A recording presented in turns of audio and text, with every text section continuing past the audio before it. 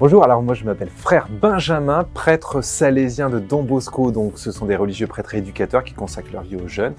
Et alors on va pouvoir parler un peu éducation et j'espère vous partager des petites choses que vous savez peut-être pas.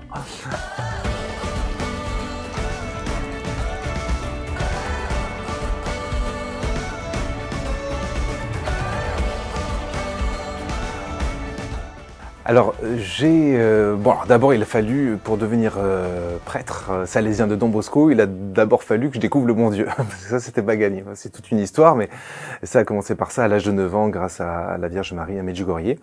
Et puis tout de suite, dès que j'ai découvert le bon Dieu, j'ai voulu consacrer totalement ma vie à Dieu et puis aux autres, à faire découvrir, un peu comme si je découvrais une oasis et je voulais absolument faire découvrir au maximum de gens. Don Bosco m'a beaucoup marqué parce que c'est quelqu'un de très équilibré. Pour ses études de prêtre, il s'est retrouvé dans ces rues de Turin où les jeunesses des campagnardes venaient chercher bonheur et puis se retrouver exploités à travailler sur des échafaudages jusqu'à pendant 15 heures par jour ou alors se faire exploiter de toutes les façons qui soient, voilà, dans rien de nouveau sous le soleil. Et son cœur est saisi de compassion. On se dit, il faut faire quelque chose pour cette jeunesse pauvre et abandonnée. Ça commence par une rencontre, un gamin qui traîne dans une sacristie, qui se fait même chasser de la sacristie. Don Bosco dit, hop, c'est mon ami. Il a un dialogue avec lui, il lui demande, est-ce que tu sais lire, est-ce que tu sais ceci, est-ce que cela. Et il dit non à tout, et Don Bosco finit par lui demander, sais-tu siffler? Et le jeune lui répond, ça brise un peu la glace, parce que un prêtre qui demande, sais-tu siffler, c'est rigolo. Et donc la glace est brisée, et puis à partir de là, il va répondre à tous ses besoins, à ce jeune-là, et à tous les autres du même style. Et il va élaborer, les enseignements qu'il faut. À un moment donné, il se rend bien compte que il leur donne une formation la journée, mais le soir ils doivent dans la rue. Il y a des bastons, il peut se faire exploiter de plein de manières. Donc il va falloir qu'il leur trouve un toit. Et toute son œuvre s'élabore à partir des besoins des jeunes. Une expérience marquante dans sa vie notamment, c'est le fameux passage en prison. Il se retrouve dans Bosco à visiter une prison remplie, une salle comme ça remplie de gamins, quoi, déguenillés, tout sale, et ça lui fend le cœur. Il se met même à pleurer. Il y a même il y a même un jeune qui lui dit, mais si t'es venu là pour pleurer, tu peux retourner chez toi. Et un autre qui prend sa défense, qui dit, ouais, mais si notre mère était là, elle aussi, elle pleurerait. Enfin voilà, c'est une situation assez marquante dans la vie de Don Bosco. Il s'est dit, mais si ces jeunes avaient eu quelqu'un sur leur route, ils n'en seraient pas arrivés là. Don Bosco a fondé une congrégation avec d'ailleurs des jeunes parmi ces jeunes. Ils avaient entre 15 et 25 ans, les premiers jeunes qui ont formé les premiers religieux salésiens de Don Bosco. Et il a appelé cela la Société Saint-François de Sales.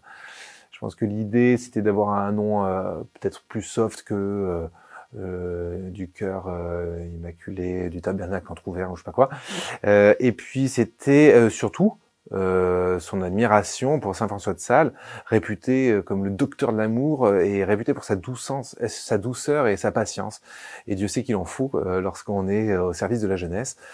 Et donc c'est pour ça, il voulait, à mon avis, un modèle un peu de sainteté, qui a aussi beaucoup réfléchi sur l'anthropologie, sur l'humanité, qui a vraiment lui aussi justement cette patte très incarnée, c'est-à-dire une mystique forte et une incarnation forte. Les deux sont bien équilibrés, et je crois que c'est ce qu'il faut pour nous les éducateurs, les consacrés salésiens de Don Bosco, c'est d'avoir cet équilibre entre vraiment cette visée du ciel pour nos jeunes, et en même temps un sens très incarné, très concret de comment fonctionne un humain, la psychologie, nos tares, nos blessures. Il a une soif dévorante pour les âmes. Donc ça déjà, ça me rejoignait. Comme je disais, quand j'ai découvert le bon Dieu, tout de suite je me suis dit, mais il faut que les gens découvrent ça. C'était brûlant, quoi. Donc Don Bosco, pareil, c'est un fou furieux des âmes. Il veut conduire les âmes des jeunes au ciel, quoi. Donc ça, c'est son premier objectif. C'est ce qui caractérise toute sa vie. C'est d'abord ça, c'est cette soif des âmes.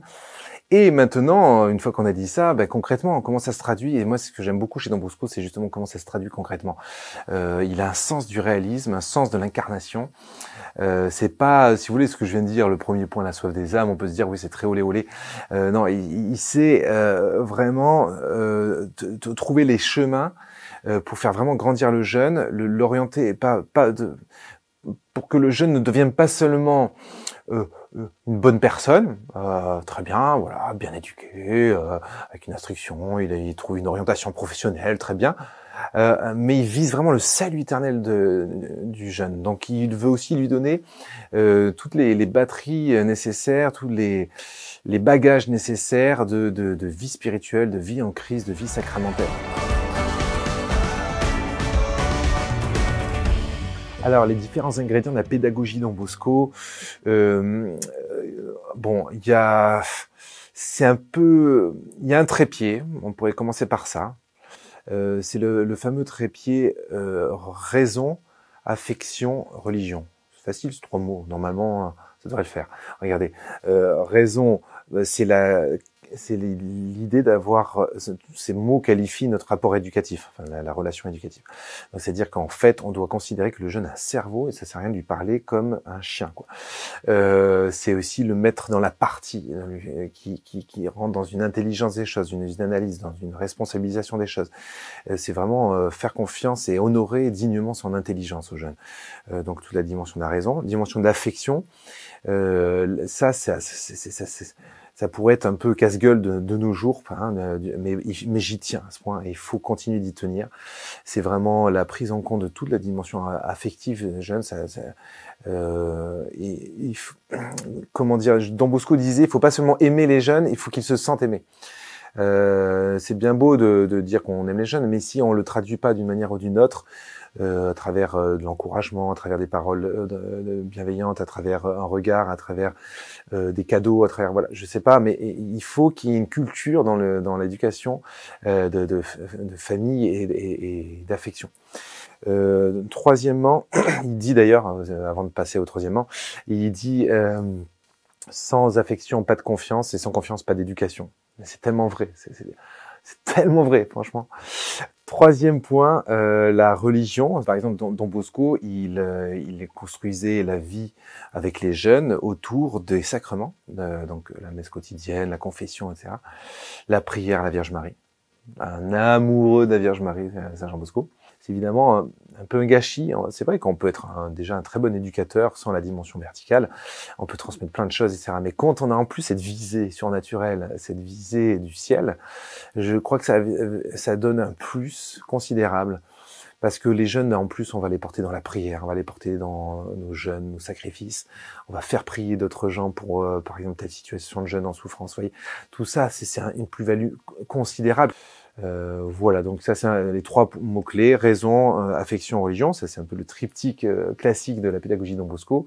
Et sinon il y a le mot pour les plus pressés qui résume encore mieux, c'est le mot confiance. Alors le problème c'est qu'il est un petit peu galvaudé, un petit peu tarte à la crème aujourd'hui. Alors souvent je lui préfère le mot c'est discutable, mais le mot responsabilisation, c'est-à-dire vraiment faire rentrer les jeunes dans un processus de responsabilisation, de répondre d'eux et de leur faire confiance qu'ils peuvent le faire. On les accompagne là-dedans.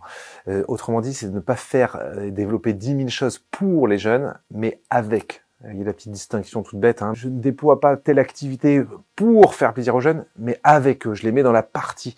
À titre d'exemple, dans mon collège là en Normandie, je m'occupe donc d'un collège, directeur d'un petit collège, et assez rapidement j'ai mis en place un conseil de direction des élèves. Mon idée c'était de me dire, ok c'est vrai il y a les délégués, mais souvent le rôle délégué est pas toujours bien traité, c'est souvent pour dire que la cantine n'est pas bonne et que les toilettes sont sales. Moi ce que je veux c'est des vrais conseillers qui rentrent dans l'intelligence d'analyse de la vie du collège, de l'avenir du collège. Comment vous sentez les choses, les gars? Et quand on met les jeunes dans la partie, d'abord, c'est très enrichissant pour nous, directeurs, parce qu'en fait, ils voient des choses que nous, on voit pas, et puis ils ont des idées qu'on n'a pas, et qui sont hyper pertinentes. Et donc là, par exemple, je me souviens d'un gamin qui commençait comment dire, poliment, à partir en cacahuète.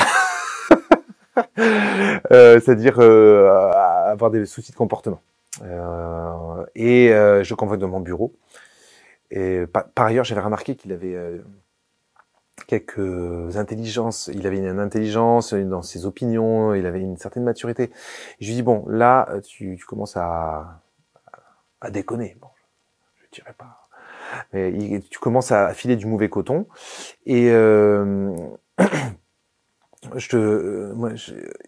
te propose plutôt en fait, on surfe sur au contraire, ton intelligence d'analyse et de regard.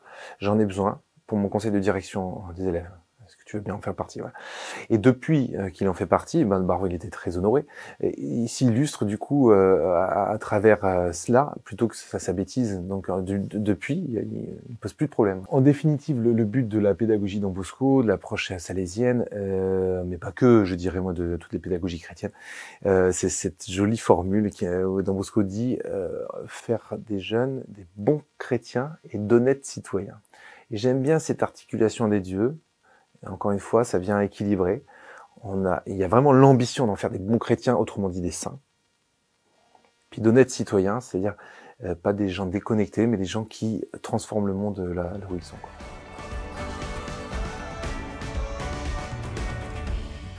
Alors, pour vivre cette pédagogie Don Bosco, il faut absolument devenir salésien Don Bosco. Non, je non, c'est sûr qu'on recrute. Hein.